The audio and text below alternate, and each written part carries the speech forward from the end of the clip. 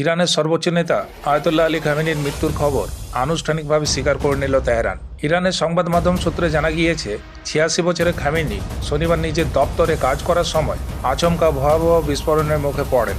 অভিযোগ, আমেরিকা ও ইসরায়েলের যৌথ হামলাতেই এই ঘটনাটি ঘটে। ১৯৮৯ সাল থেকে ইরানের সর্বময় নেতা হিসেবে দায়িত্ব সামলানো খামেনির মৃত্যুতে দেশে গভীর শোকের ছায়া নেমে এসছে। ইরানের দাবি, এই হামলায় তার কন্যা, জামাই, নাতনি ও বৌমারও মৃত্যু হয়েছে। তেহরান এই আক্রমণকে কাপুরুষোচিত বলে তীব্র ভাষায় নিন্দা করেছে। খামেনি মৃত্যুর পর শোক প্রকাশ করেছে ইসলামিক রেভলিউশনারি গার্ড কর্পস। একই সঙ্গে তারা আমেরিকা ও ইসরায়েলকে সর্বোচ্চ হামলার হুঁশিয়ারি দিয়েছে। বাহিনীর দাবি, খুব শীঘ্রই শুরু হবে সবচেয়ে তীব্র প্রত্যাঘাত।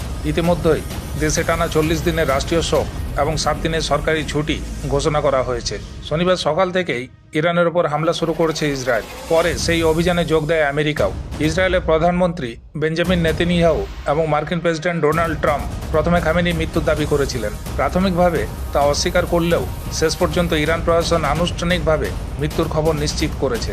এর ফলে মধ্যপ্রাচ্যে যুদ্ধ পরিস্থিতি আরও জটিল হয়ে উঠেছে এবং আন্তর্জাতিক মহলে উদ্বেগ তীব্র হয়েছে। অবশ্য এই সম্পূর্ণ বিষয়টি নিয়ে আপনি কি মনে করেন? আপনার মতামত অবশ্যই কমেন্ট বক্সে জানান।